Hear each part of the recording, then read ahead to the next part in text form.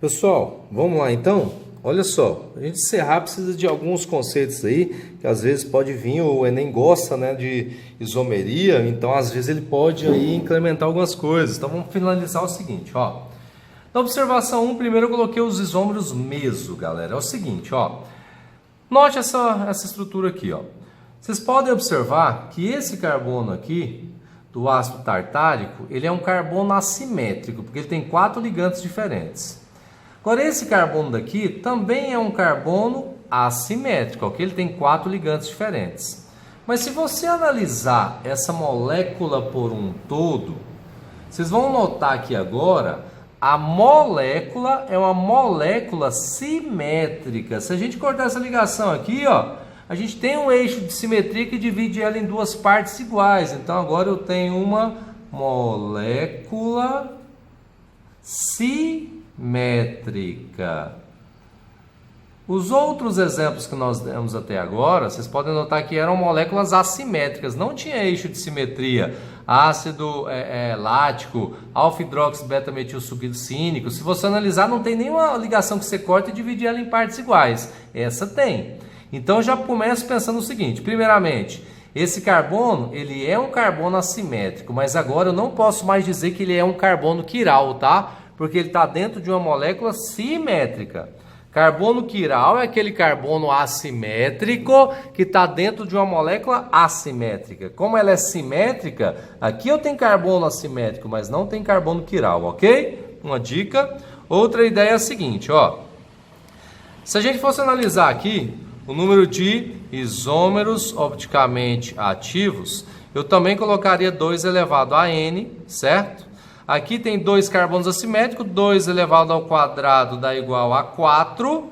Só que o que vai diferir agora dos outros isômeros, por ela ter simetria agora? O seguinte, vai diferir que desses 4 agora, a metade, ou seja, 2 deles, são isômeros opticamente ativos. Um é levógero e o outro é destrógeno. São possibilidades, né, de formação.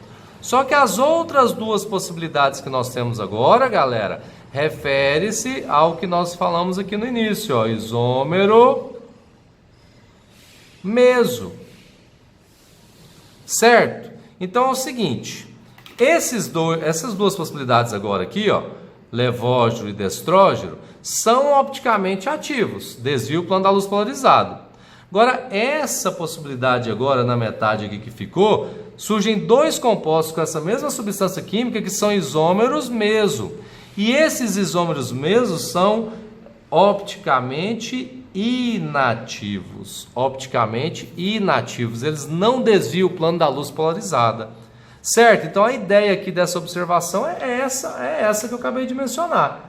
Então, é como se fosse assim, ó, do ácido tartárico. Já fiz aqui, para ficar mais fácil de representar, ó. Aqui, nós temos essas 4 possibilidades, né, que nós achamos com a fórmula. Ó, 4 possibilidades. Estão aqui elas representadas. 1, 2, 3, 4. Só que 2 delas são isômeros mesmos. Eles não desviam o plano da luz polarizada. Eles passam a luz reto. E essas outras 2 aqui são um levógeno e um destrógeno. Então, se liguem. Quando a molécula tem simetria, tem 2 carbonos assimétricos, pode surgir aqui o caso do isômero meso. Aí foge um pouquinho daquela contagem.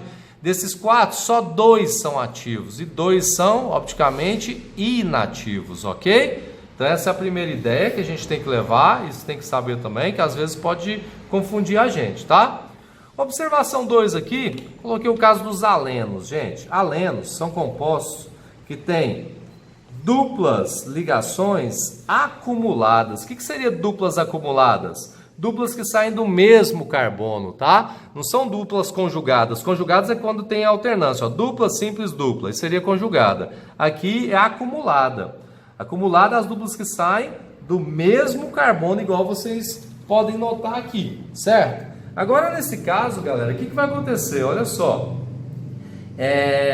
Como o carbono aqui do meio faz 2 ligações π de um lado e do outro, ele usará 2 orbitais π, né, com angulação de 90 graus, certo? 2 orbitais π, na verdade, né, para formar a ligação π aí, com os ângulos de 90 graus, já que não poderão ocupar a mesma posição no espaço. Se for dessa maneira, se a gente analisar dessa maneira, eu colocar aqui um ligante, eu vou chamar de R1, aqui R2, aqui R3 e aqui R4, certo? Então, dessa forma que vocês estão vendo aí, ó, quando o ligante R1 for diferente do R2 e o R3 for diferente do R4, a molécula inteira também será uma molécula assimétrica, porque não existirá plano de simetria, certo? Então, nesse caso aqui, ó, mesmo não tendo carbonos assimétricos, ela pode desviar o plano da luz polarizada. Então, nesse caso, quando nós temos duplas ligações acumuladas, tudo bem? Lembrando que esse ligante vai ser diferente, para ocorrer isso, vai ser diferente desse, e esse ligante aqui vai ser diferente desse. Vamos supor, hidrogênio e CH3, hidrogênio e CH3, vamos supor, ok? Certinho? E para a gente finalizar, galera, isso aqui, só mais uma ideia aqui, ó, importante, para a gente fechar total agora mesmo. Eu até coloquei em outro papelzinho para a gente lembrar. Mistura racêmica e os isômeros meso, eles são opticamente inativos, eles não desviam o plano da luz polarizada. A luz passa reto naquele polarímetro que eu tinha mostrado para vocês, certo?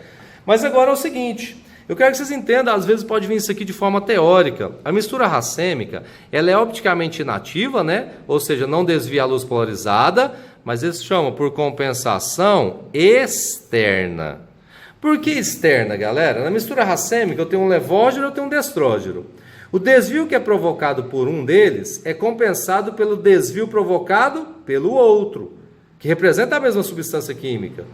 Então, essa espécie química desvia e é compensado o seu desvio por essa outra espécie química.